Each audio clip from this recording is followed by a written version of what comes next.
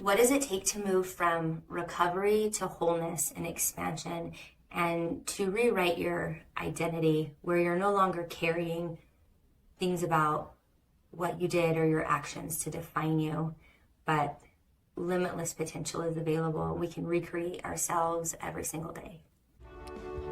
You're listening to Anatomy for Life with Crystal and Nicole, where we discuss the anatomy behind the most popular physical and spiritual practices so you can get the most out of these modalities on your healing journey.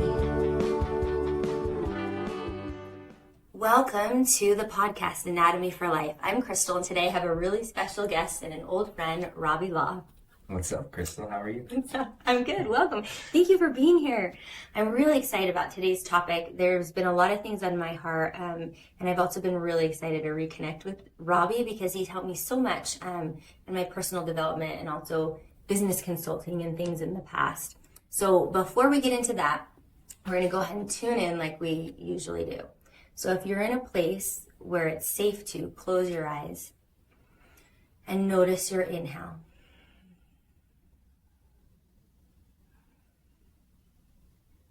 Feel your body pressing into the surface beneath you, whether that's a chair or your feet into the ground. And like grains of sand in an hourglass, feel all the things you're holding in your body energetically or mentally sift down through your heart, your belly, your hips, piling at the bottom of your feet. And as you take a couple more allowing breaths, feeling lighter, feeling clarity,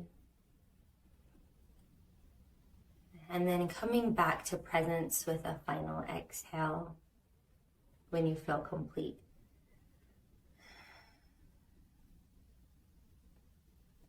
And blinking your eyes open.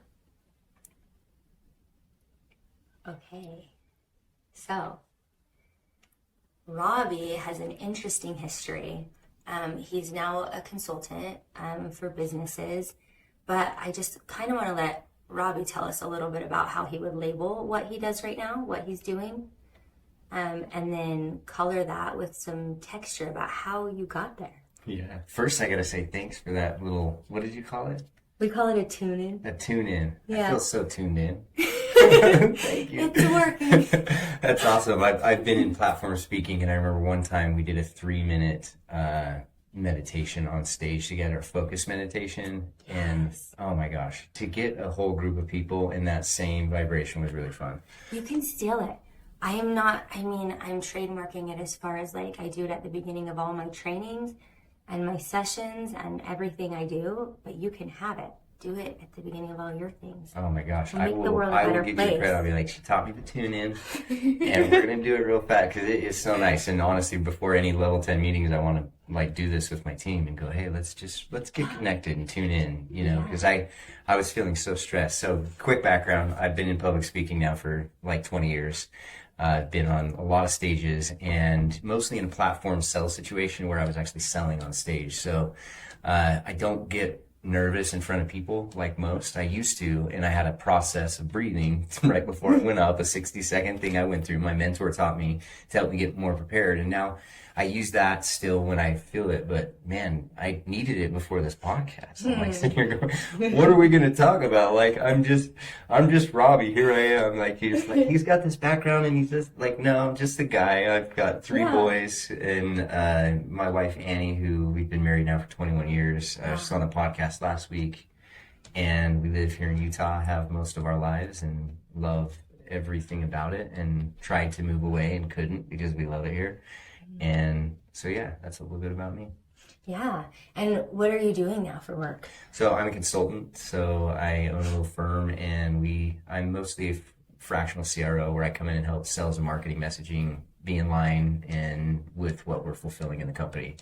So I hire a lot of people out and get a lot of work done through people, and tend to love to work with companies that are that are growing and they're in kind of the startup mode that are really fun. You know, it's not just some company that's been around for a long time, like, hey, we got a message we need to fix. No, it's like they're innovating cool things. I get to work in AI and tech and uh, health and wellness, medicine, you know, the medical world, the dental world. So it's fun to be able to kind of tap into what the innovations are going forward in business, and that's kind of what I do.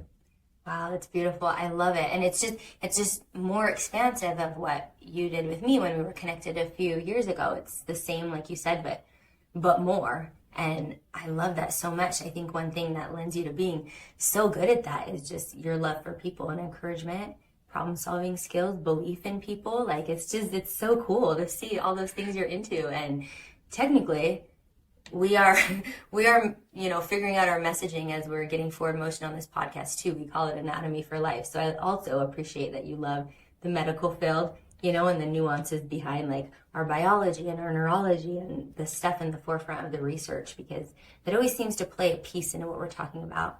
I find it so important when we can, fulfill the knowledge aspect of the body, and then that plays a factor. It's an important part where we come back at it, somatically and with our intelligence and then with our experiences. I think it's important. Yeah, and genuinely, that is like I when I was in third grade, I would grab books and read them straight through.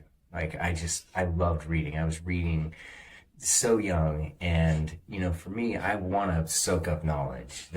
I want to be a subject matter expert on everything, and I try to shut my mouth because I do know a lot about certain things, but I want to learn more, so I just sit back and listen, and I'm in a unique position because my role for 20 years has been to interview an expert and say, what's the information you have in you? What is it that you have, that that you're so good at, that all of us little people can learn from you? Wow. And so I get to learn from this expert and pull them out. So I sit with the subject matter expert, and then I take what they know so well, and I make it a little bit easier for some of us to understand that might not be at a PhD level. Maybe we're at 5th grade level, but would still love to learn.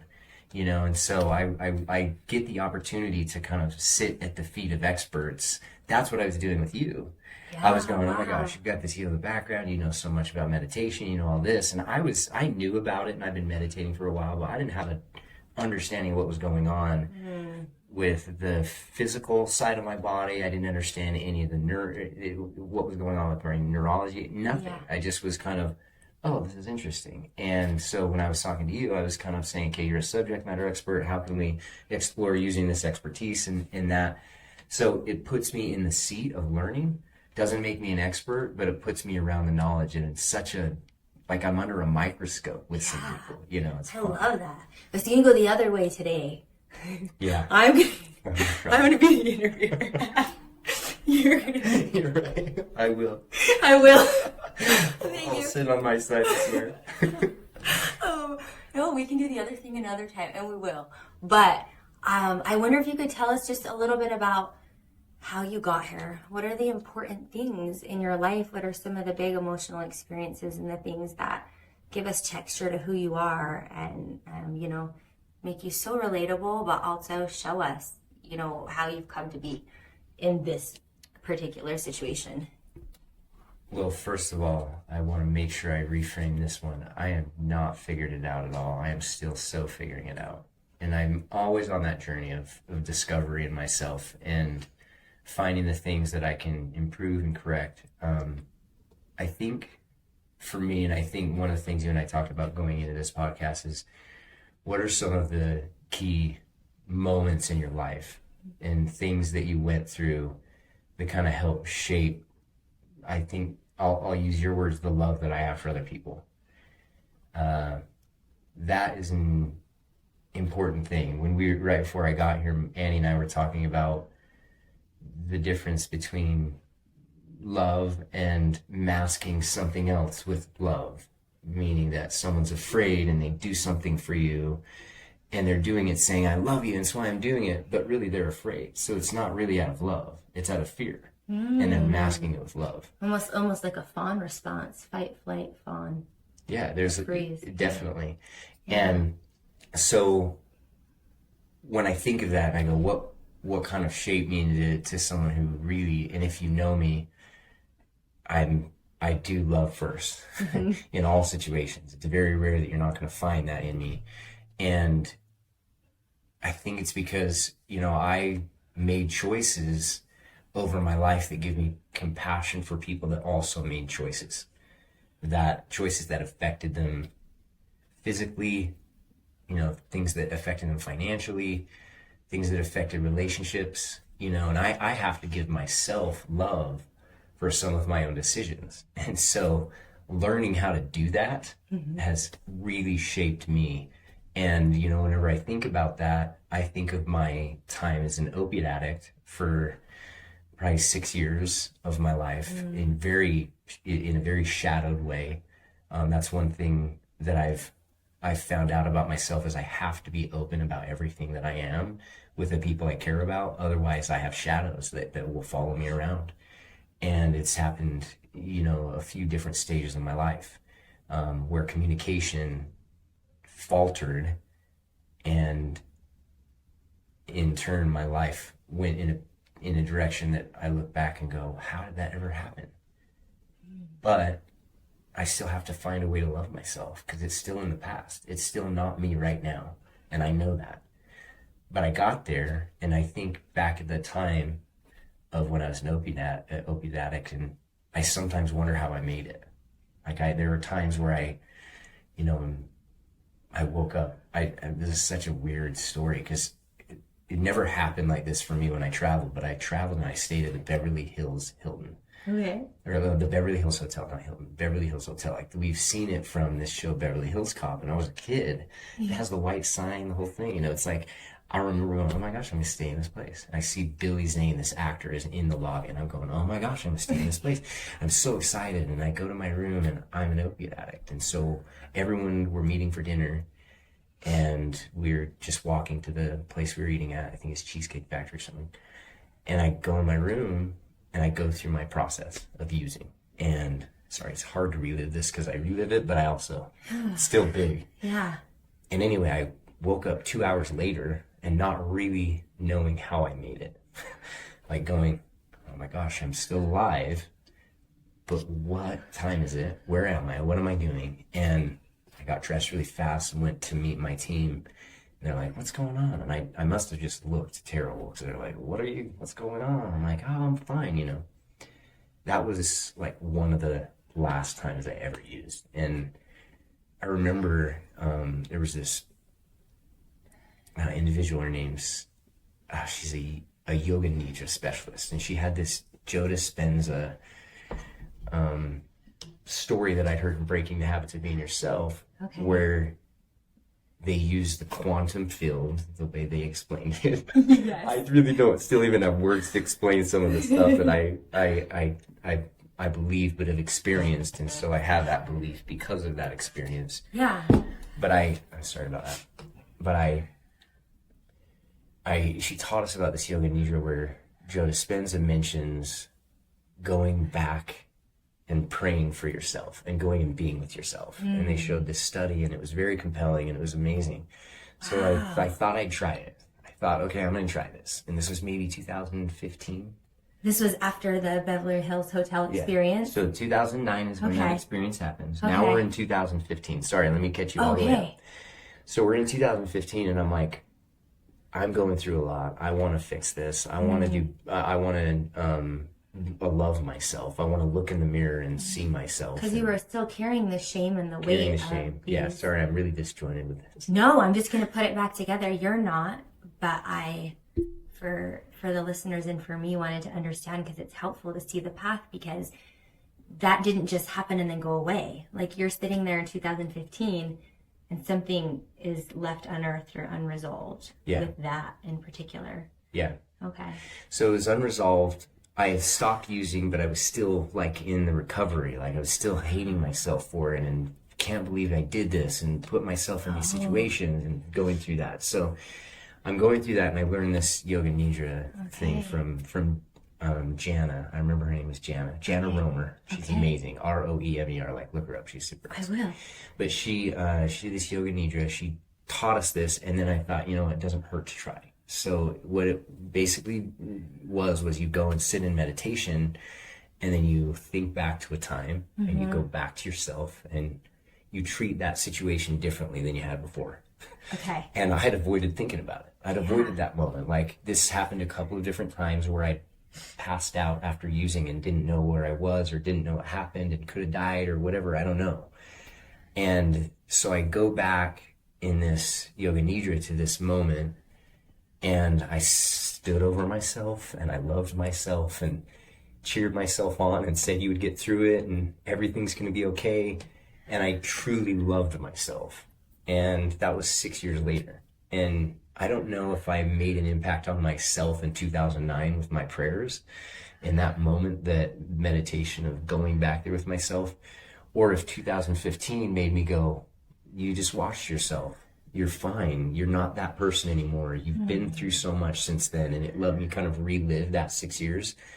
But at that time, it really is, I changed. I went from being someone who was very upset at myself for what I had done to someone who's going, I can be okay looking in the mirror. I can be okay, you know, and move forward from there. So for me, recovery happened a lot because I kept working for it, and I was able to get to that state through, I don't know, through a different method than I'd ever tried before.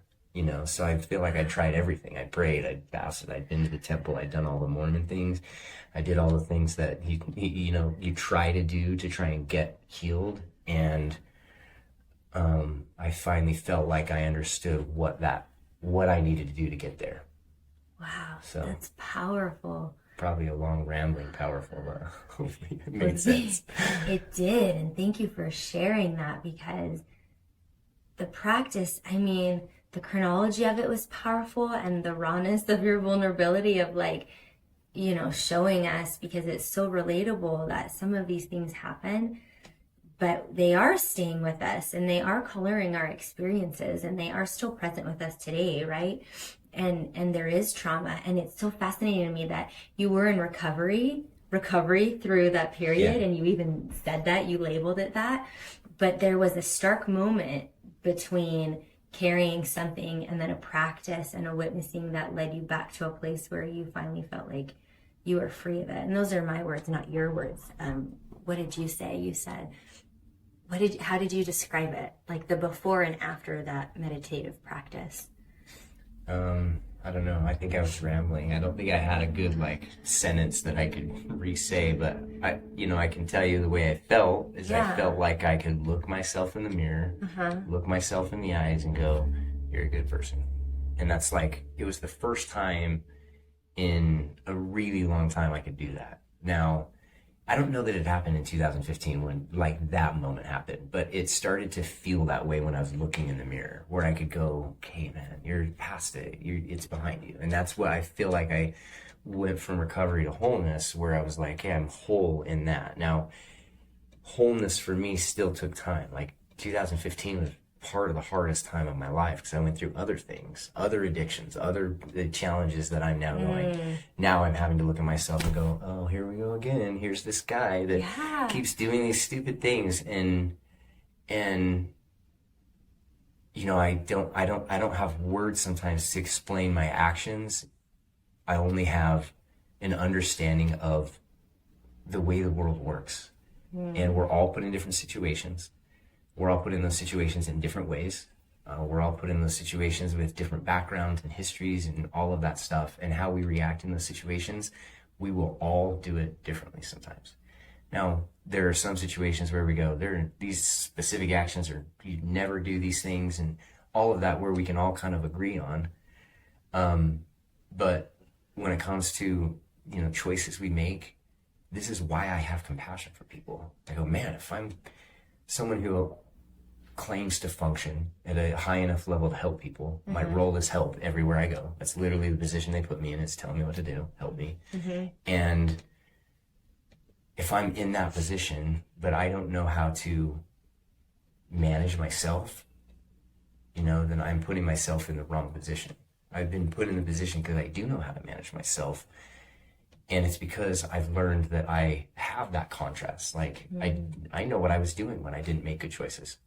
So I can have a better understanding, a better barrier for myself, situations to put myself in, Yeah. you know? And so learning to grow through recovery and wholeness, I think, is a constant process.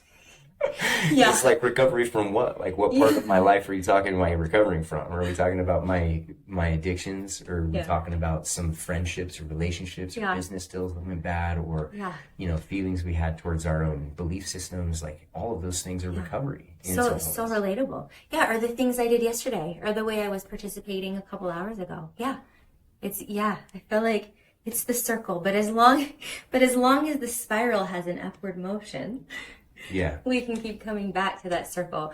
I wanted to double click on the fact that you separated recovery, or the path, or the journey, or the healing from wholeness, or an understanding, which is different than an arrival, which I've come to understand the language in this healing world too, that I participated in for 20 years, as important to differentiate, which we didn't really think it was or know that it was prior to that.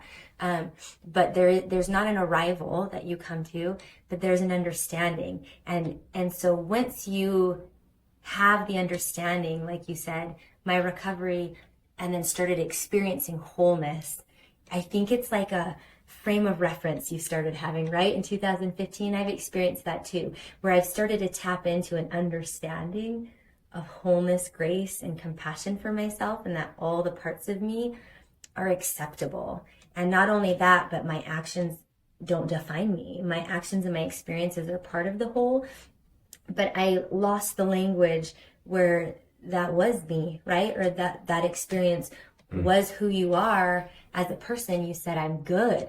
In that experience, Robbie was still good. In this experience, Robbie, who Robbie is, was still good. And when you started stepping into some of that understanding through the healing and the tools, you know, the modalities, your experiences, then I feel like everything that we go through now, or at least for myself, and I'd like to hear your perspective on it, when I have the understanding of wholeness, like you said, it's not that I don't step into recovery paths again, or understanding or healing, or understand that I'm constantly evolving. I do, but I'm doing it with like this brilliant, beautiful, compassionate friend here of wholeness, and that I'm good no matter what it is that I'm participating in now. So it doesn't stop. It's just done with some light and compassion. And I think that's the place that when I help people, that's the place, or the understanding, that's the light I want to share a little bit, because it's not that I can take anything away that you're going to go through, or any difficulties, or some suffering that may come up again. Or I'm glad that you talked about this subject, because I've worked in recovery for about 15 years now, and some of my perspectives have shifted. And I've also had to come to the understanding that many people I work with, or see, or care about, or love, are going to relapse, and I'm going to see them again. And so if I'm judging a tool, or I'm coming at a place that's results driven or arrival driven, like, what did you say? You've been in recovery for 14 years. But if that's our arrival, and that's our place of Robbie never uses again, I feel like when people leave the institutions, if that's what I give them, or that's what I'm holding on to, it could be short-lived, and it could be disappointing, and it could be build up for a worse catalyst, you know. But it's more of like an understanding that you're going to move through life with. At least that's where I'm at in I love recovery. that. I mean, to come to a place of an understanding instead of a finish line. Like a finish line is like, I'm an athlete. Like, I've always been an athlete. I work out with your husband, Dale. Yes. And he is such an athlete, by the way. Him and I used to compete at 6 a.m. I was going to We say. would just go back and forth. And I'd be watching him do his and how fast, and I'm doing mine, you know. And we had these timed workouts, and we would check our scores. We were very competitive. Yes, competitive is the word I would So describe. put Dell across the finish line, and what's he going to do? Okay, where's the next thing? I'm ready. Yeah. You know, it's like you the finish line feeling for an athlete is like, okay, where's the next practice? When's the next game? When do I get to do this again? It's like it's an addiction. And so looking at it and saying, okay, understanding that now I'm not like crossing the finish line. I just have an understanding of this, you know, that. And for me, it feels like some people age, and then some people age and gain wisdom. I feel like I have taken the approach of how can I learn from this? And that age with wisdom is something that not everybody possesses. Because, I mean, the last time I talked to you, for example, I look at you now, that was probably, I don't know, a few years ago, honestly. The last time I talked to you till now, you've shared things just before we came in here that I can see the wisdom that you have. The way you explain some of the traumas that you've experienced personally, and the language you use towards those traumas versus the individual you run into and they're still living inside it. And you can hear them as they explain it living inside it. And I am not outside that. I still have my own personal traumas I live in. And if you get the right question to me, you'll see me go right into that trauma and go, yeah, and I'm the victim. And, you know, it's like all of us do it. Every human being does it. Absolutely. And the more we realize that everyone does that, the more the better we are going to be to other people about things, and giving them space to make mistakes and to be themselves and to, you know, go through life. And those that go through life and age with wisdom, they put a tool belt on with every year. It's like, okay, at 41, I put this little screwdriver in. I'll pull this out anytime I'm feeling down. It's my 10-minute mini meditation that I have now found works for me. Oh, wow. You know, so you put these little tools in your tool belt. Is what is the modality that helps me? Like Annie is yoga. Like she says, hey, you want to go to yoga with me at 6 a.m. this morning? I'm like, no, I love yoga for you guys. And for me, I'd rather go to the gym and push some weight around. Yeah, and if you missed Annie's, go back and listen to her podcast, because we really got into that about the movement. And it's fun when you share that modality with someone, like you do with my husband and I do with your wife. It's fun when you get that camaraderie, but it's important to understand.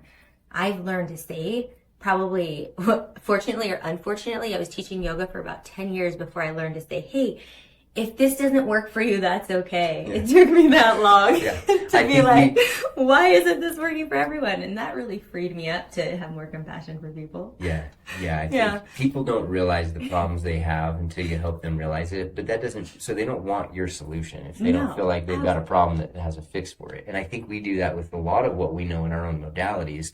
Because like I have like a nutritional drink that I've been drinking for 10 years, sold it for a long time, pandered it off on my friends, you know, like I can't stop taking it because it's so good, but I want to shut up about it because I don't want people to think that's my business, you know? And so that modality has helped me because I feel like it's one of the tools in my tool belt. You know, you've each got these own little tools that we have, and the ones that only have one tool, like I feel like over focus on one modality and they don't balance their life, that's setting yourself up, like you said, to leave that institution and not take with you, you know, the value that you have. Because now if I go, you know, like CrossFit for us is an example, because we don't really do CrossFit. I still do it. Like I still go to the gym and do CrossFit. I just don't go to the same gym.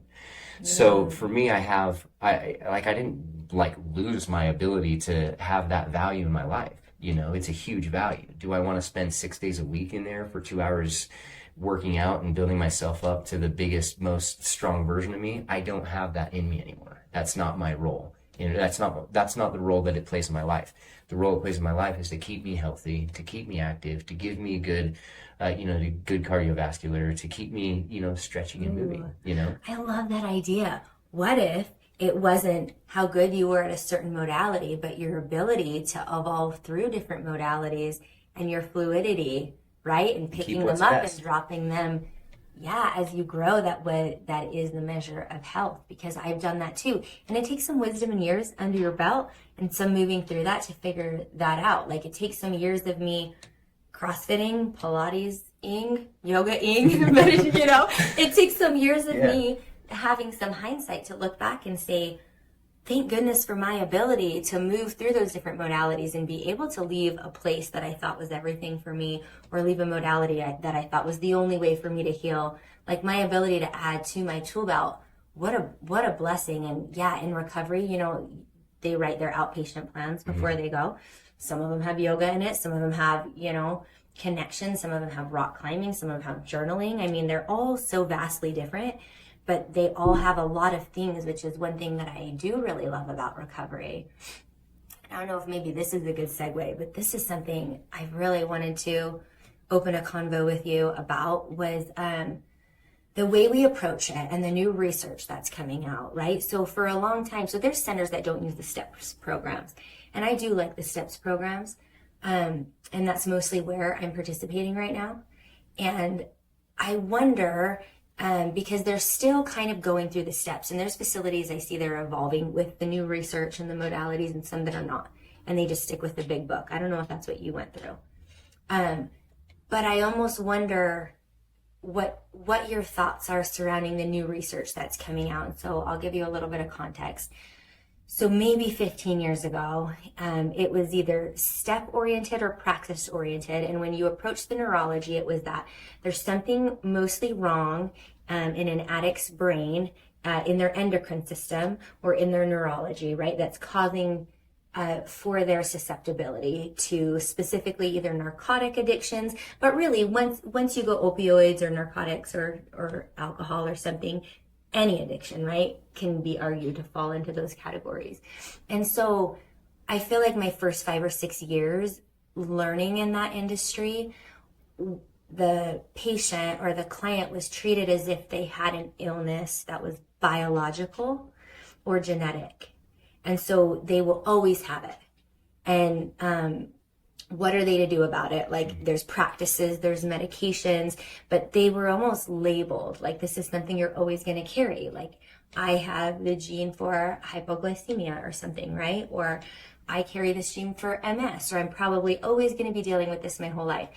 But there's a lot of even research over the last 6 to maybe 8 years, and I'll link some things in the show notes too, just if people want to go down that rabbit hole, about trauma responses, CPTSD, and why addictions are like layered behaviors, right, underneath the trauma, and learned behaviors. And then of course your neurology and your endocrine system and your physical anatomy are going to respond and create patterns that are very difficult to break, and like, for lack of a better word, are your like identity in your anatomy, right, at that point. But they're starting to address what's the nurture and the nature, what's the upbringing, what's the experiences that cause the shift in the neurology. And I think that's how I view it now. It's just, I think it's such a beautiful way, and I just think wherever I can, and like my in is just teaching experiential, right? Breath work, meditation, yoga. And so I can't open my mouth a lot about it. I have to stay in my lane when I work in those centers. But sometimes I watch really closely and I wonder, or I hear the language they're using, and I wonder what it was for you, and I wonder where on the pendulum you think it falls. Yeah, this is such a great question. And really, my research and study into this has not been high over the last few years. So you were sharing the information that I was having to process while you were saying it, and then compare that to the experience that I had. Because I didn't go through 12 steps. We're doing this in real time. Yeah, I was sitting here going, well, I didn't go through 12 steps. I know my process and what I did. I know what I experienced. Yeah. And I am a very, I reflect often. I journal. I've journaled my whole life. One of the biggest painful things in my life is when someone stole one of my bags and I lost a few journals. And I lost that writing. Because to me, it's so important to know where I've been. Because I can get the best understanding of my life from my life.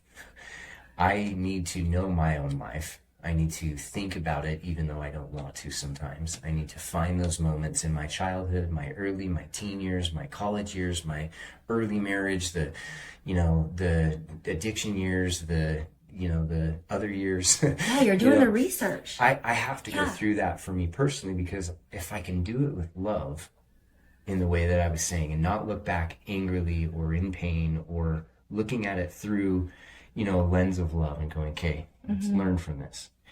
You talk about, being able to learn from these modalities. I can tell you from my own experience, when you no longer have that modality after you have been obsessed with it, the things that you got from it are very rarely what you thought you were getting. So I can tell you what I got out of CrossFit. Yeah. The thing I learned most about CrossFit, and this might sound sexist to begin with, but like, it's not. The women are so strong. I got my butt kicked by women lifting the same weight. And I was at my peak as an athlete, and I still had women in there that were beating me up. And so I had to learn how to check myself. That was one thing I learned, is I lived in such this world of male dominant sports, like I had this opinion that I didn't realize I had. And it didn't drive me. I didn't consider myself not a good person or thinking this way. And I really hate exposing myself like this, but like I said, I'm too honest. But man, I was so amazed at watching some of these people. One of them, I watched, and she was my sister's friend when she was 7, and she's sitting there next to me just kicking my butt, Delise Downey. And she was like amazing. I was like, oh my gosh. So that's one thing. Another thing I learned from it is that I needed to learn to be more coachable from everyone, because there was always an opportunity to learn, even though they weren't as good at me at certain things. Sitting there and listening to my wife, for example, after I'd been spending my whole life like in the gym and doing this, and now she's like getting this huge passion, and she's telling me how to lift weights, and I was like, at first, you have any idea how hard that is, Crystal? To have your wife go, listen, you're not lifting weights correctly, and I've been doing it my whole life. Tell me more. Yeah, I don't have that experience. It was so challenging, and yet I had to learn from it. So some of the things that I got from CrossFit weren't physical; they were like mental understandings that like I can do anything. I can keep working through pain. I can do all that. So those are things that we learn after the fact. So if I were like giving someone like some ideas of the modalities that they've had in their life that they aren't grateful for, I speak to people who have like left their faith, the people that left, something that mattered to them, maybe a business or something. Yeah. When you get to the point where you can look back and go, what do I love about myself while I was there? What do I love about myself that I learned? What do I love about then you don't feel like you're in recovery anymore. You feel like you're in wholeness, because now you're looking at it through a different lens. I've had things that happen like that where I've long-lasting things in my life where I had to look back and go, I don't do that anymore. I don't believe that anymore. I'm not that anymore. And I still have to look back and go, what do I love? What did I get? What's the value that I have? And I think when we do that, like I said, the things that we learn that we actually got from it, we don't even realize the value that we got because we are still sitting in recovery. So when I think back to my time when I was using, and I go, what were you able to actually do? What were you doing as a person? And I know myself at the time, and I cannot say that I came from a genetic background of addiction. I didn't. Yeah. My family didn't have that. That wasn't a thing unless there's obviously instances, but that wasn't a thing for my family. We didn't know about that. Substance abuse was never an issue. Alcohol was never even part of our family's life for 5 generations. It's just not really a thing. Yeah. And so when I look back, I go, well, what did you learn? And what I learned is that you got to have compassion for everybody, because I was a kid. I was a child. I got married young. I had a son. Yeah. I got thrown into this occupation that put me in a really great financial standing, and I didn't know what to do with it. And I was just a kid, so the love that I have for myself, being a 29-year-old who's just figuring life out, has allowed me to have compassion for all these other people. So as much as the pain was so hard to go through, now that I can be on the other side and look back and go, okay, what was I good at? How was I doing? Yeah. How can I use that now? I learn. I actually can get what you and I talked about. How do I get knowledge? How do I get it? Well, I get the best knowledge about me from me when I go through and help myself in that way. I love that. Thank you for that. I just need 1 minute. Yeah, thank you for that, Robbie. It's so validating. I think that's the truth, and I think that's the place I've come to. Never mind intellectualizing it and the process and the research and the trainings I have to go through, and that part of it I have to participate in when I'm in working there. But that's the place I've come to as well, because that's what has given me the biggest tools to feel like I can see and be present for people that are institutionalized for it or that are making their way through recovery to wholeness, is that those are the experiences I rely on myself from my, like, you know, late teenage years, early college years, where I have to have a lot of compassion for that child, or even, you know, my 2 or 3-year-old self that went through some difficult things, is those re-witnessing techniques where I have found compassion in those also for myself, and realize just the depth and the breadth and, you know, the inability of children and the resilience of children, and the massive love that the world has, and the divine, and just the expansive purpose and value that each person has. And so when I'm in those places now, it's just so validating to hear you talk about it, because that's what I believe, you know, based on more experience and a little research, but I'm not the PhD, I'm not the researcher in that field. It's more, like you said, my personal experience that approaches that space with just what needs to happen here is compassion, right? What needs to happen here first is not a lot of these steps, and not a lot of these, like, taking inventories, and I don't know, like, I do know the behavior needs to be managed, but what I feel first and foremost, and I've been lucky that my experience with people like that, I can be in that space, is just the witnessing and the compassion, and going back to the, like, you are whole and you have value, and can I express that or teach that enough to a person? Like, can I have them go, I don't know, I feel like I'm still figuring out that world where that's what I feel, and that's the message I want also to portray, is the message that you give, which is, look, man, you've got to do this for yourself, right? Like, you've got to go back, and you have got to be in a place where first of all, your nervous system needs to be regulated, and you've got to feel safe going back to a place to witness difficult things. But then on top of that, you have to see it with compassion. You have to love yourself, and maybe as an outside person or a help, you know, or a sponsor or something, I think that's the most important thing we have to mirror to them, is, like, in all of your emotion and all of your actions and all of the stories that you feel brave enough to tell me, the only thing I'm going to sit here and say is, I love you. I love you for all of it. And you're perfect. And there was nothing more you needed to be, you know, and you're whole and you're valuable. And so, yeah, that got me a little bit, but that's kind of the place I'm at, which is, like I said, it doesn't seem like there's a step or a manual or, you know, a clinical sort of, like, way to move someone through that. So, but that's what I think. That's, according to Crystal, the therapy that people need in recovery.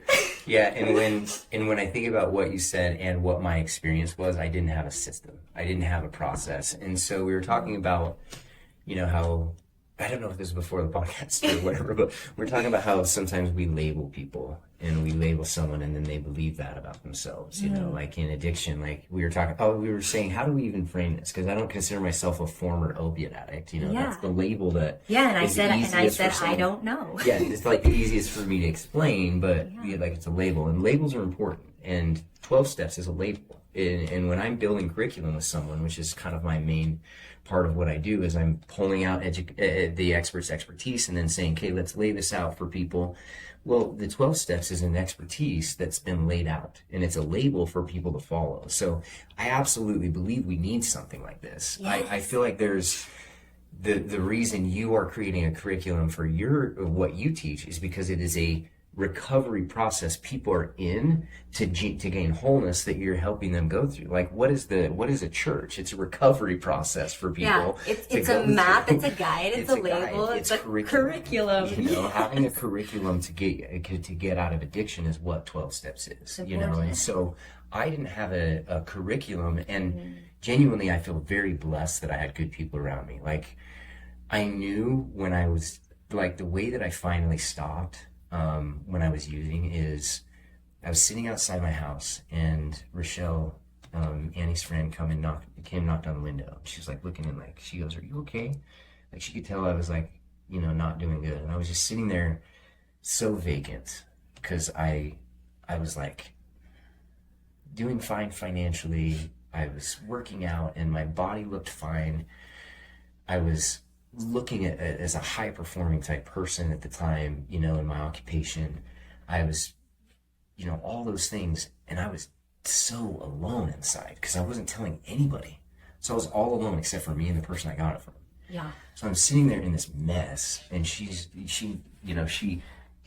knocks on the window and she goes, "You okay?" And I'm like, "Yeah, I'm fine," and then I thought about what she said, and you could tell I had so much respect for her. There was so much concern in what she was looking at me as. And then I went in and I just told Annie, and I broke down. And the moment I did, it was like this huge weight off my chest, and it's so funny because there's other things that I've kept from Annie in the past that I didn't tell her until like later, and it's just, it eats you up the whole time. You can't perform when you're not honest. And so when that happened, it was this weight, and I immediately went into action mode. Like, what's my plan? How am I going to do this? I called my parents, I called my bishop, I called my best friends. I said, this is my problem. And I had held it in for 6 years, but that moment when I was totally clear with them on that is when I was, able to start moving forward. At that time, we went and I met with a counselor, and he kind of gave me some ideas. He taught me a lot about intention. And that was, I think, what helped me the most, is him teaching me about intention and going, what does it mean to be intentional? And he gave me this example. He goes, do you think up in heaven there's going to be a line of people, and it's just going to be like a Mormon, a Christian, a Jew, and all these people, and they're just going to be checking them in and saying, you did it or you didn't, and you get to come in or not? Yeah. And he's like, come on. He says, we're going to be in a place where we're asked, what was your intentions? And I knew my intentions were good, always. I'm such an intention. I know my inside. Everything about me wants good for others. I've always been that way. And every intention that I had that ended up maybe going the wrong way, I started to analyze those intentions. So as I'm leaving this addiction for the last time I'm using, and I'm going, I had no plan, but I had intention. And I was lucky to be in the world where I had people around me that were teaching hypnosis and meditation and personal development. I had these events where I could go walk through hot coals and do all the stuff that people think is foo-foo back then. But now they're going, oh my gosh, that's overcoming stuff. I'm going to sit in an ice bath. The only, the hardest part about doing an ice bath is not posting on the internet that you did an ice bath. It's like everyone just telling us about it. Where before that was crazy foofy stuff. I was doing that in 2005, And so I had people that kind of helped me there. So I was lucky that way. But man, I would have loved to have a manual they handed me and said, you're no longer wanting to do this. Here's the book. Here's 12 steps and follow it. But I didn't do that route. So to get to what your question was, you were saying, well, what is your opinion on the new science and all that stuff? I think everyone should have a curriculum if they want to do it. So I think any program that works, that has credibility and people behind it, that can help someone, every one of them can work. Every single one. There's going to be good and bad about everything that we find, but it's all going to be based on us. We have a power over our mind. Every single person has a power over our mind. And we have neural pathways that have now been proven within the last 10 years have neuroplasticity and can be changed. And that neuroplasticity is so strong that when we change a neural pathway, the glue that holds those neural pathways together has to connect to something else. So if we replace a bad habit with a good one, neuroscience now tells us that habit that was once bad is now a good habit. I turned my addiction into an obsession with business. I turned my addictions into, journaling every single day and making sure I'm writing down my things, so and not addictions, but my neural pathways, the things that I think of. So the cue, trigger reward process that is in The Power of Habit and Atomic Habits, they talk about it. Going through this understanding of what is happening that triggers me, or what's my cues, what does my brain do, and why am I doing it? Why does my brain do that? No, I don't think we ever teach that enough, where we go, why did you do what your brain said to do right there? Do you know why you did it, or you just did the thing your brain said to do? Yeah. And we can all think that way. We tell our kids this all the time. You should have thought that through, son. Yet as adults, we never do it. We just stop thinking about that. Or we tell our kids, hey, just breathe. And we don't do that as adults. Each one of these is a little tool inside our tool belt that as we age, we should keep. And so if someone's compiled that into a system and a curriculum, I believe in 12 steps for that reason. The philosophy of when to do what and how, we're all so different as humans. I know people that have taken ketamine and done one session and didn't need a drink, and they've been alcoholics, I watched someone on stage in my meeting. I watched a guy get hypnotized that had smoked for 50 years and gave the pack to the hypnotist right then and there. And I followed up with him a couple of days later. How are you doing? I don't have any desire. I don't know where it went. Because he had that neural pathway switch in that moment with that meditation. I could echo that, where I couldn't say that it's one thing, but I've seen people have to participate in something for a year to make that switch. I've seen, and I've seen the different modalities. Yeah. I can validate that. So I don't know that, like you said, it's going to be different for each person. But a curriculum is powerful to start stepping down. And then maybe it's more about the way you're participating in the curriculum is I think the thing I feel in my soul that's so important, because 100%. You can take any curriculum, you can be part of any religion and be an asshole. You can take any curriculum and you can make it a beautiful thing, right? Why are some teachers accessing students and changing their lives and other teachers ruining it for them, right? Like, it's the way in which you're participating on the curriculum. Yeah. When all is said and done, we're all teaching the same stuff, man. Yeah. Like, we really are. We're teaching the same stuff. Love people, communicate good, don't be so hard on yourself, think things. It's like, these are all like basic tenets of being a good human. We could all just go read, Man's Search for Meaning, and just use that curriculum and go, how should we treat people? Absolutely. If you can be in a Nazi camp finding love for the guard that's holding you there, then can't we all find a way to love everybody regardless of differences? So beautiful. Some of my biggest references in the last couple of years, because I love the ones you named, have also been Marianne Williamson, where she goes over Return to Love, which is based on the curriculum of Course in Miracles. That's been big for me. Mary Magdalene, right? Mary Magdalene Revealed, the Sophia Code, things like that. I want to link all these books you said in the show notes, just so you know. So I'm going to go back and listen, or you're going to remember and tell me at the end. I'll link those ones too. What was your question? I have a quiz for you. What is the quote that Oprah has that's in your bathroom? What does it say?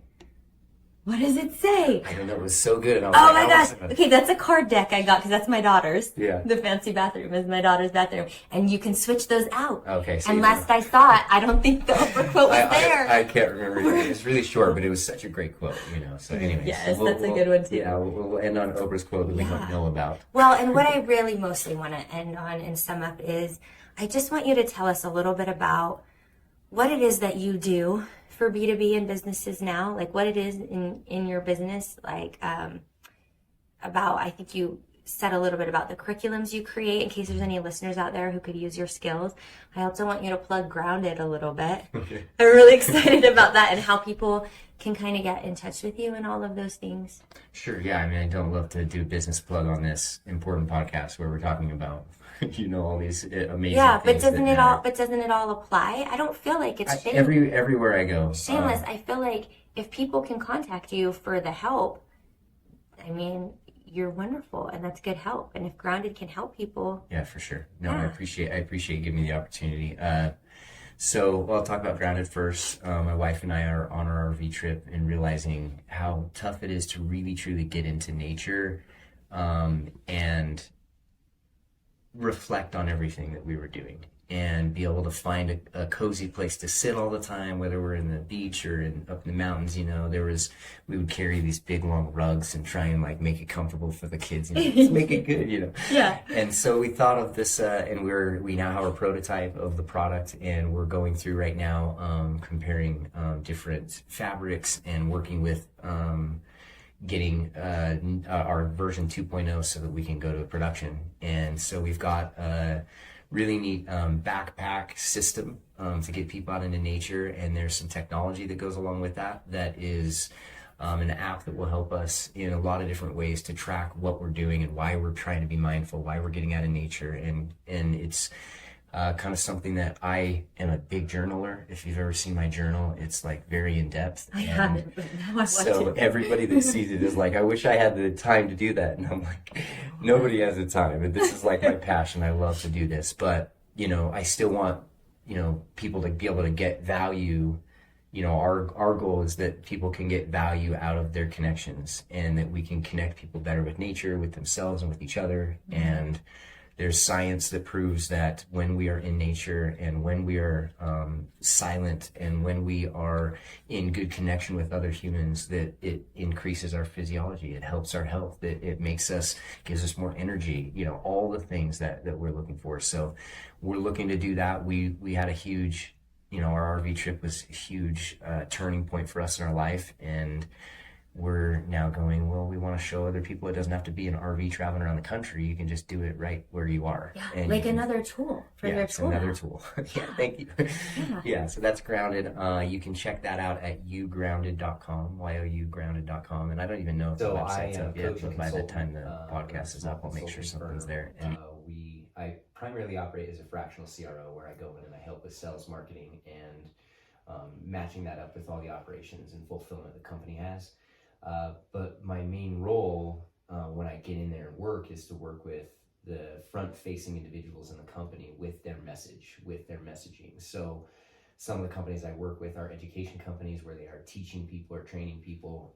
One, for example, is it's a doctor and a financial advisor that are teaching them how to talk together so that financial advisors can work with doctors, because they're very different. And so I'm helping build curriculum for that. So the need or the process that I actually follow is I'm essentially teaching speaking, platform speaking, and sales and public speaking methodology, and how to, carry yourself in situations and how to have presence. And so cool. Yeah, so it's kind of like I don't really know who my key client is, because I would say that I work with a lot of different individuals that are high expertise individuals. So if you're a subject matter expert and you've got some sort of product or service or idea of how you can help people or, get that out there, then it would be, I'd be a good person to call.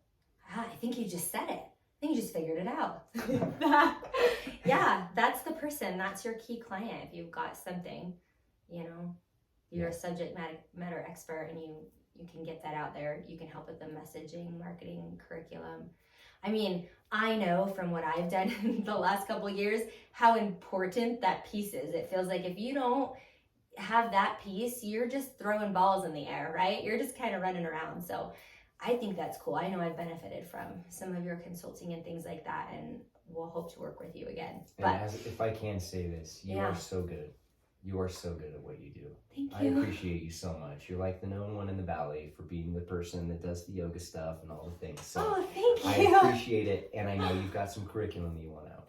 Yes. I am now your accountability partner. So you don't bring me on here and go, this is what he does, without me coming in and going, okay, now I'm going to hold you accountable. I'm going to help make sure that gets done, because we need to learn from you. Yes. I wish I was on the other side of this. Maybe next podcast should be me interviewing you. Yeah. But at some point, that's got to get out there. So thank you for bringing me on. We'll do the things, and I will tell you, because I think what an important part about when we've kind of made our way through those some of these things like recovery and our process in business and the modalities and the history we've been through, I feel like it's such a natural step. And in the 12-step recovery process, it is the 12th step, which is give back, right? Stay in it, be a sponsor, help perpetuate the healing.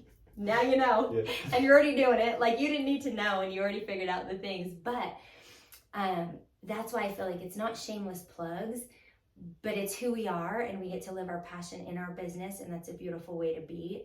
I hope that for everybody. And so I'm recording right now Anatomy for Yoga Instructors for some of these exact reasons, but the next one I hope to release, and we're on schedule to release it in July, is Anatomy of the Chakras.